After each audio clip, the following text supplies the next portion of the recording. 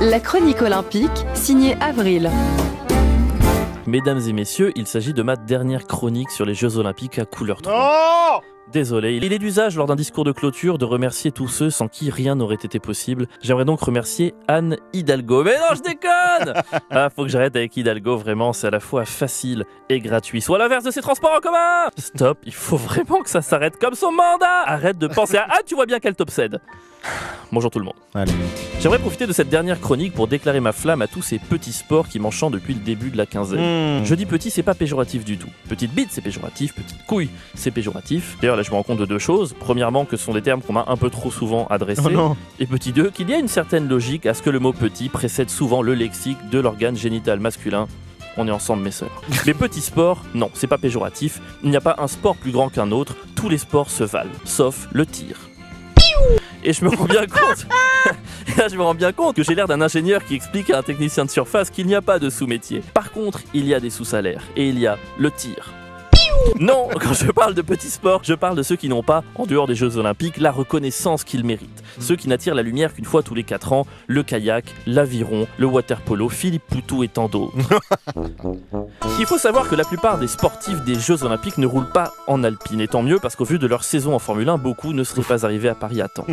Non, loin de quelques footballeurs clinquants, la plupart des athlètes vont bosser comme des chiens pendant des années, parfois en plus d'un boulot alimentaire, payer leur propre coach, tout ça pour voir leurs rêves se briser sur un quart d'erreur, pour voir leur vie entière résumée en un tweet de la Fédération Française de la Loose, et qui, en plus de tout ça, devront supporter les interviews ridicules de Nelson Montfort. Oui, alors j'imagine que vous devez être au fond du trou. Natacha, la France a une question pour vous. Avez-vous envie de vous suicider, Natacha? Do you want to suicide? Eh bien non! Natacha ne se suicidera pas, parce que si Natacha se suicide, nous aussi. Oui, Natacha a fini 13e, et on attendait qu'elle soit sur le podium, certes, mais je rappelle que Natacha a fini 13e sur 9 milliards. Nos critères de loose ne sont pas placés au bon endroit. 13e sur 9 milliards, les chances d'y arriver sont aussi minces que celles de se baigner dans la Seine sans choper la gastro, ou sans y croiser Anne Hidalgo. Arrête! Décidément. J'en peux plus. Mais moi je vais vous dire qui sont les vrais losers pendant ces JO.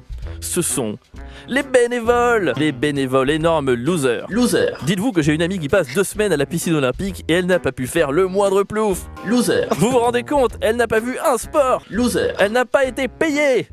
Même les migrants qui ont construit la piscine ont été plus payés qu'elle. Je vais vous dire une chose. J'aime ces petits sportifs parce que je m'identifie à eux. Moi-même, je me considère comme un lanceur de disques de l'humour. J'existe médiatiquement de façon relativement sporadique. Mes performances, non, il faut l'admettre, rien de spectaculaire. Mais sachez que je travaille beaucoup. Oui, je fais de mon mieux. Je ne suis pas sur France Inter. Oui, je suis sur Couleur 3. C'est comme ça. Je suis sur la radio, même pas principale d'un pays qu'on ne voit même pas sur Google Earth, à moins d'un zoom minimal de x23. Mais je me réconforte en me disant qu'au moins j'ai pris la place d'un Suisse. De près de 9 millions de Suisses. Au final, c'est peut-être vous, Fantin, les losers. Blague à part, j'aimerais finir ces chroniques par un conseil. Mesdames et messieurs, ne vous comparez pas à ceux qui sont devant vous.